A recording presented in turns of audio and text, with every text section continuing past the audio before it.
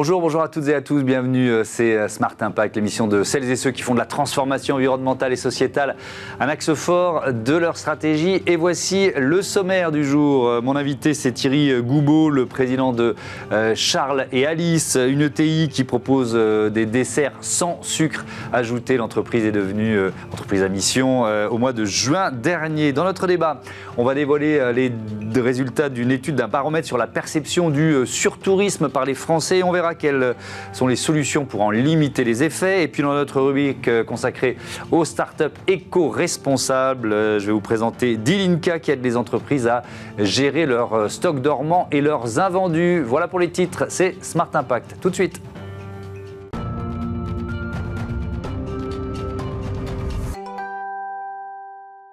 L'invité de Smart Impact, c'est Thierry Goubaud. Bonjour. Bonjour, merci de m'inviter. Merci, vous êtes le président de Charles et Alice, une marque de dessert que vous avez créée en 2011.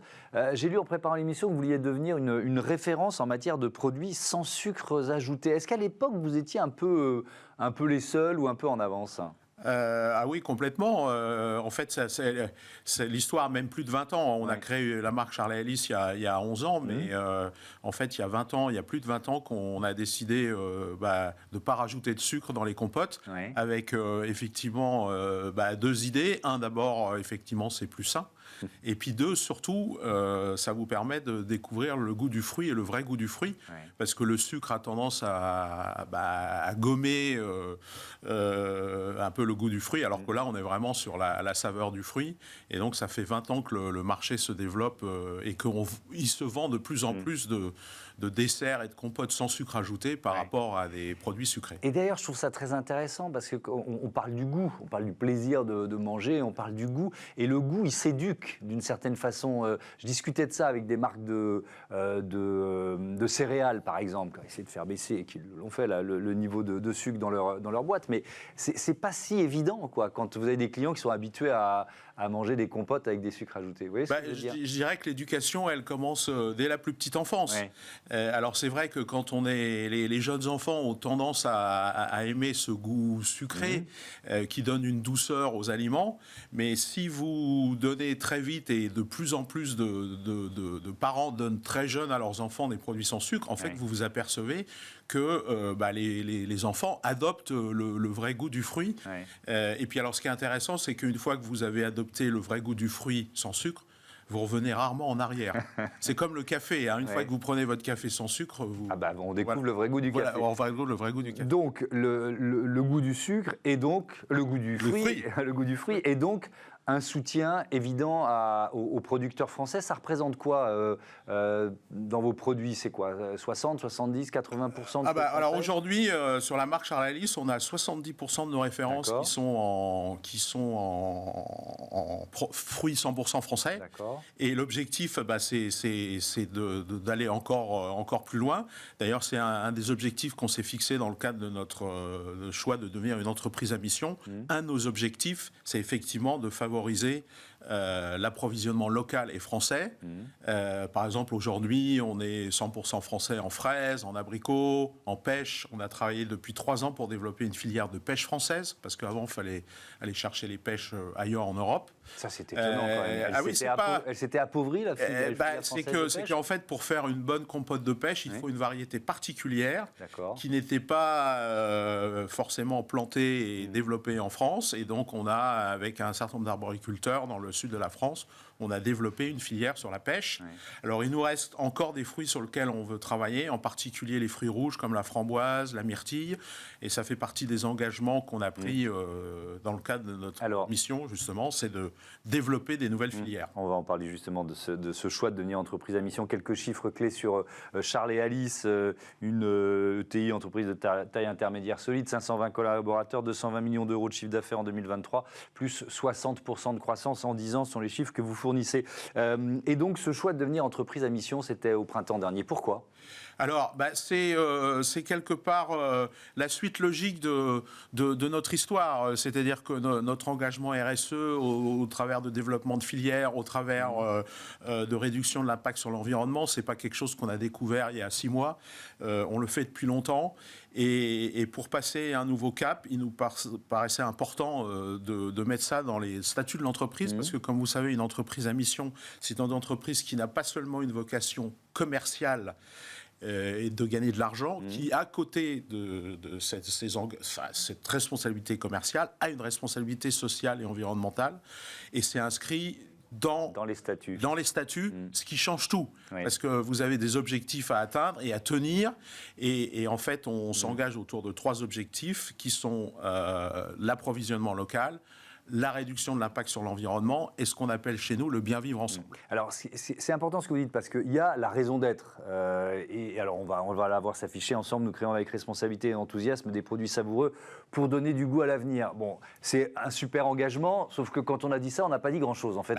C'est pour ça que derrière, il y a des objectifs. C'est le problème des raisons d'être. Voilà. Et c'est pour ça qu'il y a des objectifs derrière très précis qu'on décline sur l'approvisionnement local. Alors, prenons l'exemple. Ça veut dire quoi? Ça veut dire que vous donnez une limite géographique, c'est la France, Alors, on parle de la France, et autant que faire se peut local. Par exemple, sur la pomme, qui est l'ingrédient majeur pour fabriquer une compote, en fait, on travaille avec des arboriculteurs qui sont à moins de 200 km à la ronde de nos sites de production, puisqu'en fait, on reçoit la pomme fraîche tous les jours, en flux tendu. Donc l'approvisionnement, il est dans un rayon d'action le plus minime possible. Pareil pour les fruits dont j'ai parlé, fraises, abricots, pêches, qu'on essaye d'approvisionner en France. Et l'engagement de développer des filières. Par exemple, on a pris l'engagement d'ici 2 ans de développer une nouvelle filière sur les fruits rouges. Il faut savoir qu'il y a peu de filières en France sur le fruit rouge. On a réussi à en développer une sur la fraise et on a l'intention d'en développer une sur d'autres fruits dans les 2 années qui viennent. Quand on parle de biodiversité, par exemple, pour une entreprise, alors on pourrait se dire, de toute façon, ils soutiennent la filière arboricole, les fruits, donc on est tranquille. Ou est-ce qu'il y a des efforts particuliers à faire? Alors, en plus, on travaille principalement et on essaye de ne travailler de plus en plus qu'avec des arboriculteurs ou producteurs qui sont engagés dans une démarche qu'on appelle HVE, haute valeur environnementale, dont vous avez sans doute entendu parler. Et donc, ces producteurs s'engagent aussi en termes de biodiversité, en termes de réduction de consommation d'eau, à aller toujours vers une agriculture la plus raisonnée possible. Je crois que Charles & Alice, c'est la première société à mission dans ce secteur de l'agroalimentaire. Pourquoi vous êtes les seuls? Alors, c'est peut-être pas à vous de répondre à la question, mais c'est assez surprenant, ça. Écoutez, c'est une démarche contraignante, en fait. Si vous essayez de vous mettre dans la tête de vos collègues concurrents. Pour nous, c'est pas une démarche contraignante, c'est un engagement. Ce qui est important quand vous voulez avoir une politique RSE, à mon avis, importante, c'est important d'engager toute l'entreprise. Tous les salariés et les collaborateurs, et c'est d'autant plus engageant que vous l'avez inscrit comme une mission dans vos statuts. C'est pas un objectif pour faire bien, parce que le problème de la RSE, c'est on sort des beaux rapports, parce qu'il faut. Là, c'est différent, c'est qu'on a un engagement, on a des organismes qui vont contrôler qu'on tient nos engagements tous les 2 ans, et en fait, ça fédère et ça entraîne toute l'entreprise derrière ce nouvel engagement qui est aussi important que l'engagement commercial et financier. Est-ce que ça vous prépare aussi plus efficacement à la CSRD, au nouveau bilan extra-financier qui s'impose petit à petit à toutes les entreprises françaises et européennes? Ça fait partie de la démarche. Ça fait partie de la démarche et c'est sûr que ça facilite l'engagement CSRD. Vous y êtes déjà? Vous allez on y travaille, c'est pour 2026, donc oui, ça fait partie des sujets sur lesquels on travaille. Il y a un certain nombre de voix qui s'élèvent au niveau européen pour dire il faudrait peut-être appuyer sur le frein, la CSRD c'est trop contraignant, etc. Moi je pense que si l'Europe le décide, ce serait très dommage parce que ce serait une prime à ceux qui ne se sont pas engagés et qui n'ont pas anticipé. Vous voyez ce que je veux dire? Oui, alors c'est tout le c'est tout le débat. Enfin, je pense que c'est un débat plus large de tout ce qu'on appelle les normes, les contraintes, etc. On peut sans doute simplifier le système. Voilà. Alors, c'est vrai que quand on lit le détail du CSRD, ça peut paraître contraignant, mais en fait, pour nous, Charles et Alice, c'est pas tant le sujet. Le sujet, c'est les engagements qu'on prend. Oui. Et puis, je pense que les engagements qu'on prend nous permettront de remplir les objectifs du CSRD. Mais on ne s'est pas dit, tiens, il y a la CSRD qui arrive, il faudrait peut-être qu'on prenne les engagements. Ces engagements, on les a pris bien avant, avec des objectifs clairs. Et puis, on s'inscrit dans la démarche CSRD. Allez, on conclut avec cette opération solidaire qui s'appelle Joyeux Mots, que vous organisez, je crois, depuis 5 ans. De quoi il s'agit ? Alors, en fait, dans le cadre de notre objectif de bien vivre ensemble, alors il y a un objectif de bien vivre ensemble avec les salariés et tous les collaborateurs, mais il y a aussi l'idée de rapprocher les générations. Et il se trouve que nos produits sont très consommés par les enfants et aussi assez consommés par les seniors. Ouais. Et donc, l'idée, ça a été de créer un lien entre les jeunes enfants et les personnes âgées qui peuvent être en particulier dans les EHPAD. Et en fait, les écoles, dans les écoles, les enfants écrivent des petits mots, des petits joyeux mots qu'on les appelle, qu'on appose sur les petits pots de compote qui partent dans les EHPAD. Et en fait, ce qui est incroyable, c'est la réaction qu'on a eue des personnes âgées dans les EHPAD qui ont répondu aux écoles en disant ce petit sourire au moment des fêtes est hyper sympa. Et ce qui fait que maintenant, on organise même des réunions dans les EHPAD, et on va même essayer d'organiser maintenant des rencontres entre les jeunes enfants et les personnes âgées. Voilà une belle idée. Merci Thierry Goubeau d'être venu nous rejoindre ici à Paris sur le studio de Be-Smart for Change. À bientôt. Merci beaucoup. On passe tout de suite à notre débat.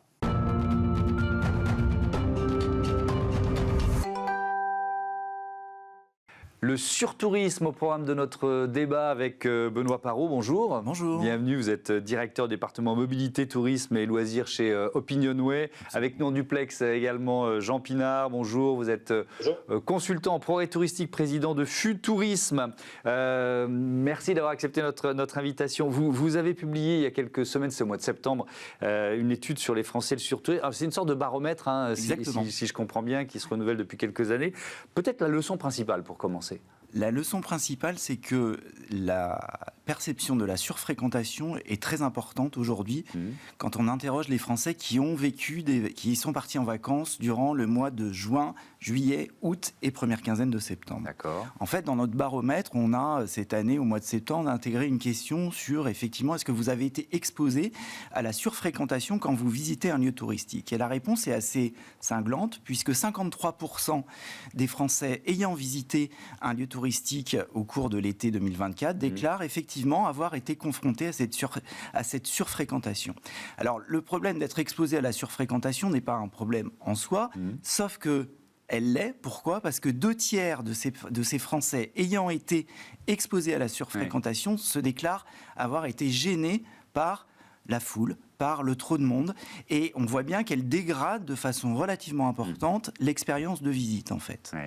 Ça veut dire que l'argument environnemental, dont on va beaucoup parler dans ce débat, il est peut-être présent, mais il se double de l'expérience moins sympa, quoi. Exactement. Pendant très longtemps, on a associé le surtourisme à la problématique environnementale. Elle est présente, elle est importante, et on sait également que, par exemple, dans les calanques, à Marseille, ils ont instauré un système de quotas justement pour protéger aussi ces lieux touristiques naturels. Mais au-delà de ça, elle se double, vous avez tout à fait raison, d'une mauvaise expérience du point de vue des touristes, et le plaisir de découvrir des lieux touristiques par nature un peu exceptionnels, qu'ils soient naturels, des monuments ou des villes par exemple, est en train de se dégrader. Donc c'est pour ça que le chiffre est très présent et beaucoup plus fort cette année que lors des autres vagues.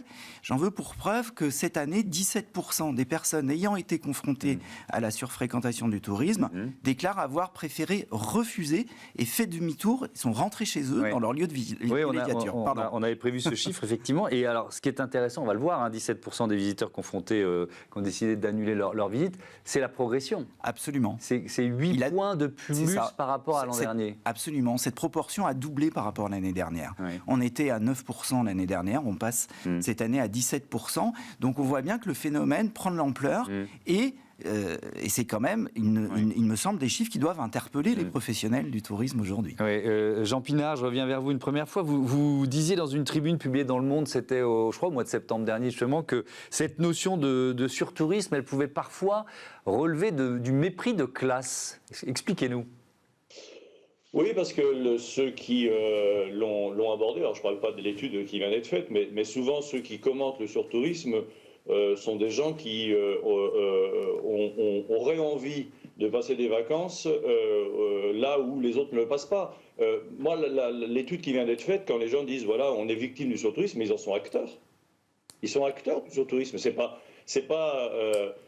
un phénomène nouveau. Le phénomène nouveau, c'est qu'il y a moins de tolérance par rapport au fait qu'il y a du monde là où on vient passer ses vacances, il y a du monde sur les endroits qu'on visite.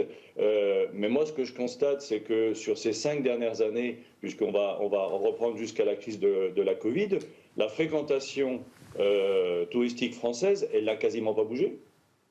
Ouais. Et au niveau mondial, c'est un secteur émetteur de gaz à effet de serre et plutôt en progression. Qu'est-ce qu'on peut en dire, Jean Pinard ? Ça, c'est clair que le tourisme est le mauvais élève de l'économie, hein, d'une manière générale. C'est la filière qui a fait le moins d'efforts. C'est la filière qui continue à faire progresser ses émissions de gaz à effet de serre.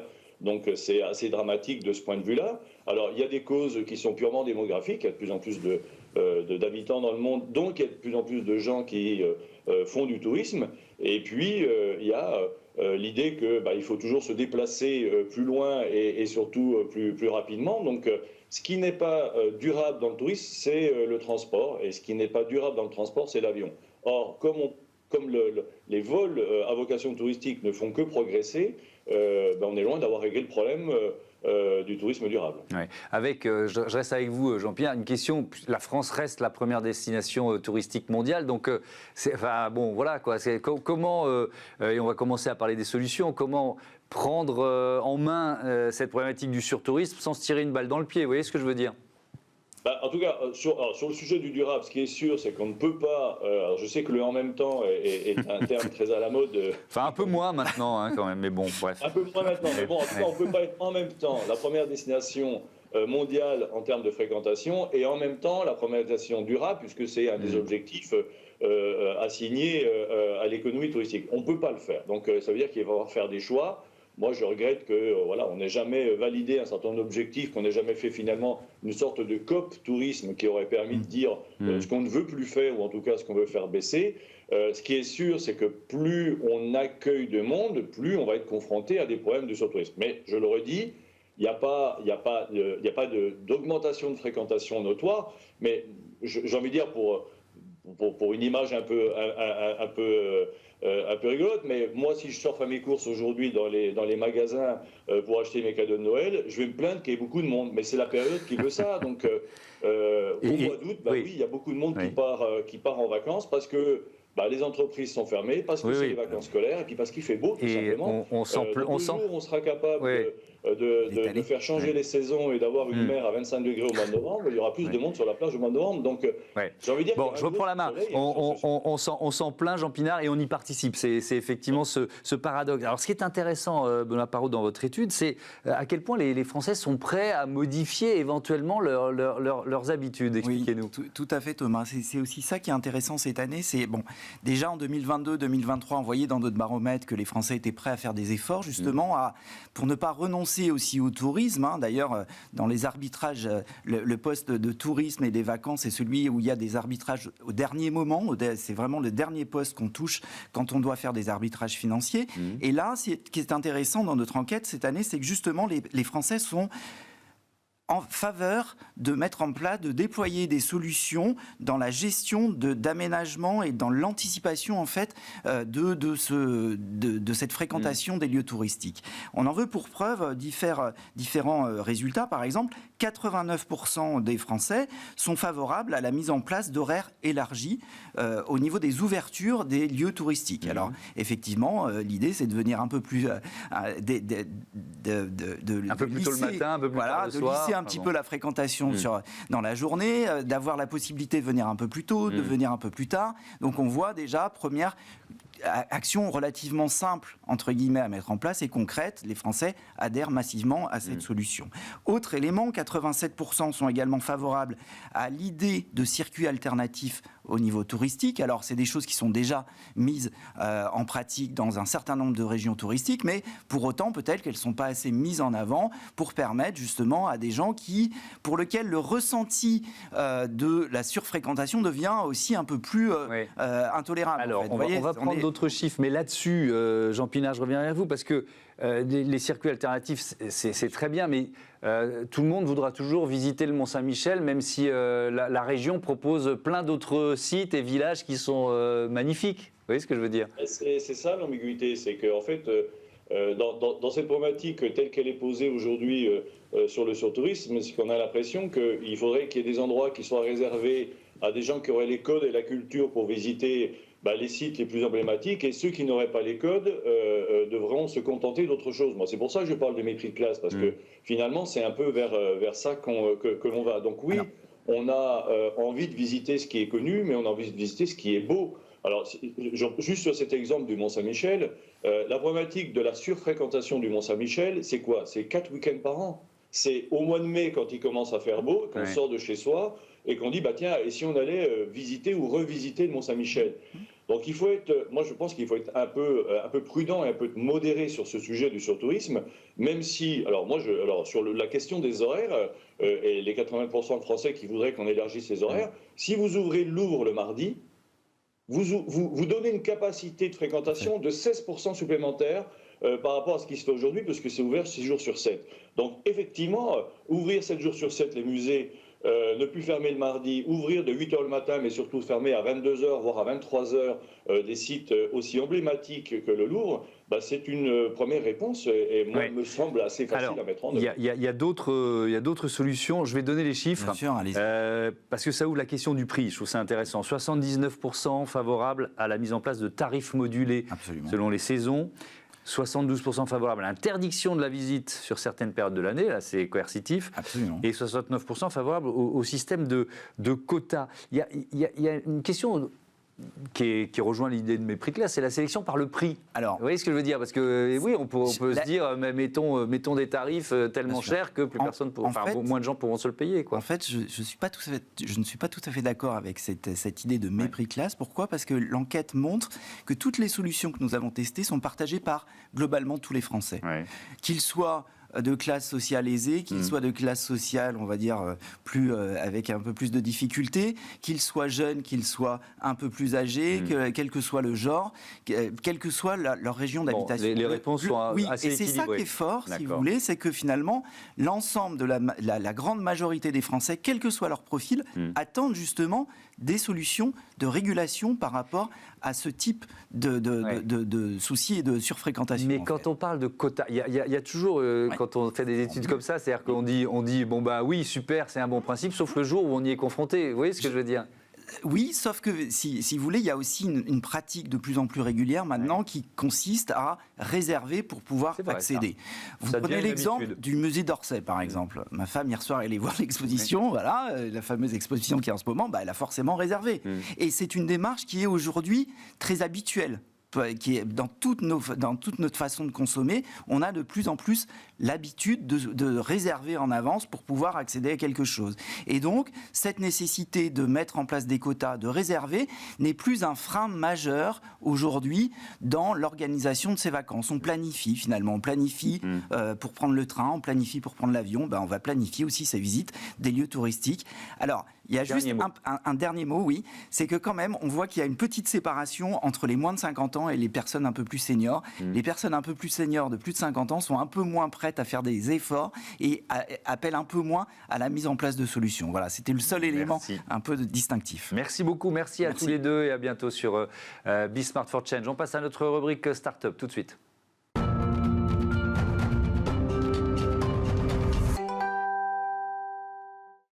Smart Ideas avec Thibaut Brequeville, bonjour. Bonjour. Bienvenue, vous êtes le directeur exécutif de Dilinka, c'est une entreprise qui a été fondée par Alexis Raspiller et Ramil Alvarez en janvier 2023.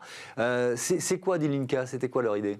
Alors l'idée de départ en 2021 de Ramil Alvarez et de Alexis Raspiller était de se lancer dans la bataille du zéro gâchis en proposant une solution à la fois éco-responsable, économique et pratique. Et effectivement, après 2 années de développement, ils ont décidé de lancer Dilinka en 2023, en janvier 2023 exactement. Aujourd'hui, Dilinka est implanté à Valenciennes dans les Hauts-de-France. C'est une entreprise qui accompagne les entreprises dans l'écoulement des invendus et des stocks dormants. Et comme je disais, en proposant une solution qui permette de faire bénéficier les associations de dons ou les acteurs du recyclage de ces invendus. Comment ça marche? Ça passe par une plateforme c'est quoi le service fonctionne comment? Oui, alors la plateforme existe, elle a été développée en interne, elle permet la mise en relation des entreprises et des associations.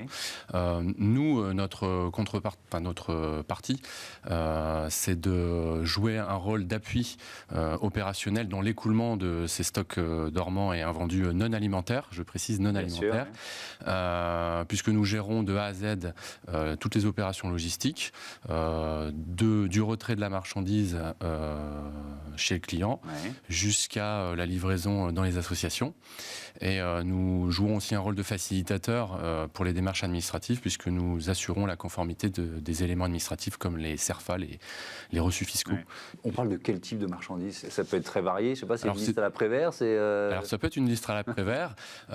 Néanmoins, donc on va parler de tout typologie de produits, excepté effectivement les produits qui relèvent d'une restriction ou d'une interdiction ou alors de réglementation spécifique. Je pense aux médicaments par exemple.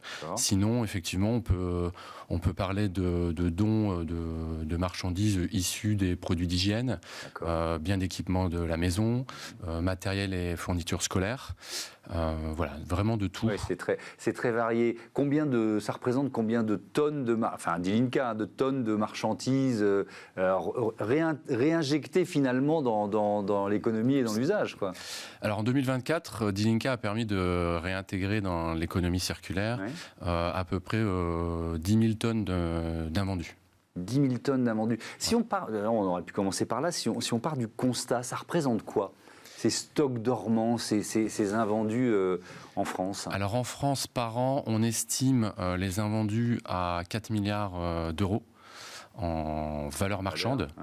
Quand on sait que 15% des Français sont en situation de précarité matérielle, il était urgent d'agir et de proposer une solution sur cette problématique. C'est à la fois une perte économique et une aberration écologique, parce que qu'est-ce qu'ils deviennent ces stocks dormants? Alors ils peuvent dormir pendant des années dans des hangars, entrepôts, oui, bien sûr. Entrepôts. Ils sont détruits parfois. Qu'est-ce qu'ils deviennent? Alors, il y a plusieurs voies d'écoulement de ces invendus. La première voie d'écoulement reste le déstockage auprès de déstockeurs. D'accord. La deuxième voie, on est plutôt sur effectivement du recyclage. Et viennent ensuite le don, les réparations et la destruction, pour une petite partie. Il y a une partie de l'offre de Dilinka qui est personnalisée. C'est-à-dire que j'essaye de me mettre à la place d'une entreprise qui se retrouve avec un stock d'invendus. La plateforme, c'est la même pour tout le monde. Vous allez personnaliser l'offre. Comment ça fonctionne? Alors, l'offre est personnalisée en fonction de la typologie du produit, puisque nous opérons en tant qu'appui logistique auprès des entreprises. Donc, nous avons un réseau de transporteurs dédié à une certaine typologie de produits. Mais effectivement, c'est une solution nous, notre objectif, c'est de trouver une solution livraison en moins de 48 heures des réceptions de l'inventaire des clients. Donc les clients font appel à nous et nous nous engageons à leur offrir effectivement une solution en moins de 48 heures à la réception de l'inventaire. Avec quel modèle économique, pour terminer? Vous gagnez votre vie comment? Sur une commission que l'on touche justement sur la valeur du don transporté. Ouais, d'accord. Très bien. Merci beaucoup Thibaut Brequeville et bon vent à Dilinka. Voilà, c'est la fin de ce numéro de Smart Impact. Merci à toutes et à tous de votre fidélité à Be Smart for Change. À très vite sur notre antenne.